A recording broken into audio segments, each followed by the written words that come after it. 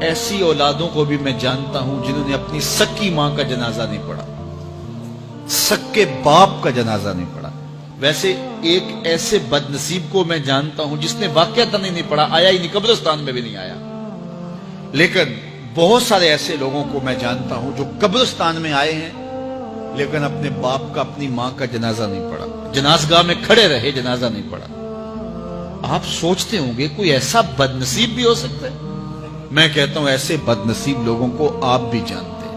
یہ کون بد نصیب ہیں؟ جنہیں جنازہ آتا نہیں، ساری زندگی لوگوں کے جنازوں میں رسمن کھڑے ہو کے آ جاتے ہیں۔ جنازہ آتا ہو تو کچھ پڑھے، جاتے ہیں ہر جنازے میں ہیں لیکن نماز جنازہ ہی نہیں آتی، تو کھڑے ہو کے لوگوں کو دیکھ کر کے سلام پھیر دیا، لوگوں کو دیکھ کر کے ہاتھ چھوڑ دیے اور جو ہے وہ جنازہ پڑھنے گئے تھے۔ اور جب اپنے ماں باپ فوت ہو جاتے ہیں تو کیا سارے کام چھوڑ کے جنازہ سیکھتے ہیں کہ ساری زندگی لوگوں سے فراڈ کیا، دھوکہ کیا، آج اپنی سکی ماں کو دھوکہ تو نہ دوں، آج اپنے سکے باپ سے تو فراڈ نہ کروں۔ ساری زندگی جو لوگوں سے فراڈ کرتا رہا، پھر ایک دن اپنی سکی ماں سے بھی فراڈ کیا، اپنے سکے باپ سے بھی فراڈ کیا۔ اور مجھے بتاؤ شخص سے بڑا کوئی بدبخت ہو سکتا ہے کہ جو اپنی سکی ماں سے فراڈ کرے اور وہ بھی مرنے کے بعد؟ سکے باپ سے فراڈ کرے، اس کی لاش پڑی ہوئی ہو اور اس سے فراڈ اور دھوکہ کر رہا ہو، اگر اس کے اندر ضمیر ہو تو ڈوب کے مر جاتا کہ میں اپنی ماں سے فراڈ کر رہا ہوں اور اپنے باپ سے فراڈ کر رہا ہوں۔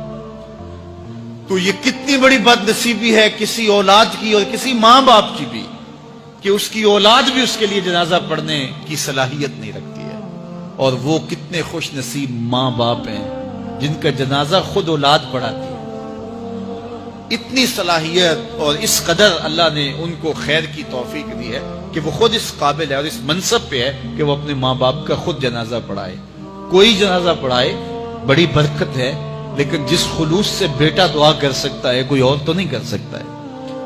تو اپنی اولادوں کو نماز جنازہ سکھاؤ، اپنی اولادوں کو دین سکھاؤ، یہ عادی بن جائے نماز کے، تاکہ بعد از انتقال دعاؤں کے سلسلے جاری رہیں۔